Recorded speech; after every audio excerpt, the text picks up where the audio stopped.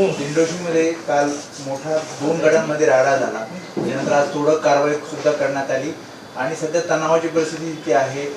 धार्मिक तेढ असल्याचंही बोललं जाते, कारण काल यात्रा होती, यात्रेमध्ये काही हल्लेखोरांनी गोंधळ घातला. काल मरियम्मा देवीचा तिकडे उत्सव होता, उत्सव चांगल्या रीतीने पार पडला आणि त्यानंतर या 2 कुटुंबामध्ये जे भांडण झालं त्यानंतर हा सगळा प्रकार झाला. झालेला प्रकार अत्यंत निंदनीय आहे, मी याचा निषेध करतो. आणि त्याचबरोबर मी आज पोलीस CP त्यांच्याशी बोललो, मी त्यांना सगळ्या गोष्टीची कल्पना दिलेली आहे आणि त्यांना मी सांगितलेलं आहे की ज्या पद्धतीने त्या ठिकाणी ड्रग्स विक्री करणारे लोक आहेत, ज्यांच्या टपऱ्या आज तोडल्या, त्या सतत 2.5-3 वर्षापासून विधानसभेमध्ये याबद्दल मी आवाज उठवतोय. स्वतः प्रत्यक्ष CP आणि DCP यांना रायटिंगमध्ये मी पत्र दिलेली आहे की या संपूर्ण दिंडोशीमध्ये, कुरारमध्ये, जिथे इथे म्हणून या अशा विक्री करणारी मंडळी आहेत, जी नटोरियस्ट आहेत, समाजविघातक आहेत, त्यांच्यावर कारवाई करा. आज त्यांनी ती कारवाई केली. केवळ एवढ्याच कारवाईने शांत बसू नका, तर ड्रग पेडलर जिथे जिथे आहेत, जिथे जिथे विकणारे लोक आहेत, त्या सगळ्यांवरती कारवाई करून त्यांच्यावरती कडक अशा पद्धतीची उपाययोजना पोलिसांनी करायला पाहिजे. जे गुन्हेगार आहेत, ज्यांनी मारहाण केली, त्यांच्यावरती पोलिसांनी कडक कलम लावून ते कायमचा त्यांचा बंदोबस्त करायला पाहिजे. असं मी सातत्याने CPंशी बोललो, ॲडिशनल CPंशी बोललो, ॲडिशनल CPचा चार्ज दह्यांकडे आहे, DCPशी बोललो, सिनियर PIशी पण बोललो आणि झालेला प्रकार निर्णयाचा मी निषेध करतो. पण ज्या पद्धतीने काल दंगल सदृश परिस्थिती निर्माण झाली, त्यानंतर कारवाई अनधिकृत जे काही होतं त्याच्यावरती कारवाई, ही बाब योग्य आहे असं या प्रशासनाचा भाग आहे. मुंबई महानगरपालिका आणि पोलिसांनी यापूर्वीच ही कारवाई करायला पाहिजे होती.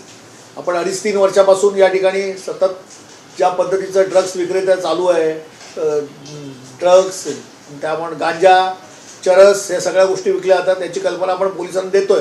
पण पोलीस आणि महापालिका यांनी जॉईंटली ॲक्शन घ्यायला पाहिजे होती. प्रशासन इथे कुठेतरी कमी पडलं असं माझं मत आहे. आणि काल जो प्रकार घडला त्याचा अंतिम टोक आहे आणि त्यामुळे भागाभागामध्ये अशा पद्धतीने जिथे जिथे कोण विकणारे असतील त्याच्यावरती पोलिसांनी कडक कारवाई करायला पाहिजे. गृह खात्याने ही भूमिका अत्यंत कठोरपणे घ्यायला पाहिजे. ज्या प्रकारे बजरंग दल सुद्धा आज त्या घरांमध्ये गेलो होतं, त्यांना पण काही ड्रग्स सापडले, त्यांनी समोर आणलं. असे अनेक घरं आहेत तिथे. पोलिसांना ही कारवाई करणं सोपं आहे.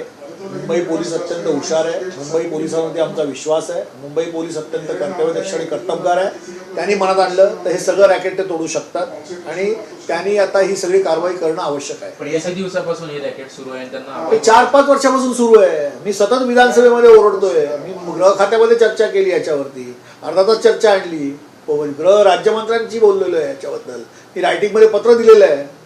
पण जे काम प्रशासनाने आणि सरकारने करायला पाहिजे ते न झाल्यामुळे आज ही परिस्थिती उद्भवली आहे. अभय कोणाचा, त्यापेक्षा कारवाई होणं प्रशासनाकडनं जी जरुरी होती ती झाली नाही, म्हणून या गोष्टी घडतात. कुठेतरी आता हिंदू मुस्लिम असा प्रकार त्या ठिकाणी समोर येतोय. बघा, असं आहे की हिंदू मुस्लिमपेक्षा ज्या पद्धतीने ड्रग्स विक्री, चरस, गांजा विक्री सुरू आहे, त्यातून हे जे घडलेलं आहे ते अत्यंत चुकीचं आहे आणि याचा मी निषेध करतो. आणि याच्यावरती पोलीस प्रशासन आणि महानगरपालिका दोघांनी कडक कारवाई करायला पाहिजे असं माझं मत. UPचा जो बुलडोझर पॅटर्न आहे तो महाराष्ट्रात सुद्धा दिसतोय आजच्या या सगळ्या कारवाईनंतर आणि त्याचं समर्थन असं आहे. हे पॅटर्न जे तुम्ही म्हणता ना, UP बुलडोझर, याच्यापूर्वी करायला काय झालं होतं महापालिकेला? काल जो प्रकार घडला, पोलिसांकडे त्याची निदर्शनं झाली, त्यानंतर तुम्ही आज सकाळी केलं, हे तुम्हाला अगोदरही माहिती होतं ना. पोलिसांनी फक्त महापालिकेला लिहिलं असतं तर याच्यापूर्वी एकच नाही अशा 50 ठिकाणी ते बुलडोझर फिरू शकले असते. ते केलं नाही. आता करतात. तर मी CPंशी बोललो की दिंडोशी परिसरात जिकडे जिकडे म्हणून अशा पद्धतीचे विक्रेते आहेत, मग ते कोणत्याही धर्माचे असो दे, त्यांच्यावरती कारवाई करा. काही जण जखमी आहेत का? निश्चित जखमी आहेत. त्यांना मी हॉस्पिटलमध्ये जाऊन बघून आलो. डॉक्टर जे आहेत डीन, त्यांच्याशी मी बोललो. डॉक्टरांना मी स्वतः त्यांच्यासमोर बोलून घेतलं होतं. त्यांच्यावरती व्यवस्थित उपचार करावे अशा पद्धतीच्या सूचना दिलेल्या आहेत आणि मी स्वतः त्यांना भेटलेलो आहे. आणि माझ्यासोबत तिकडचे स्थानिक नगरसेवक तुळशीराम शिंदे आणि सुहास वाडकर हे देखील उपस्थित होते. संध्याकाळी तिथे येणार आहेत. कुठे ना कुठे आता जो परिसरात जी शांतता आहे ती पुन्हा एकदा शांतता. बघा, हा परिसर शांतता आहे. इकडे सर्व धर्मीय एकत्र एका पायाने नांदतात.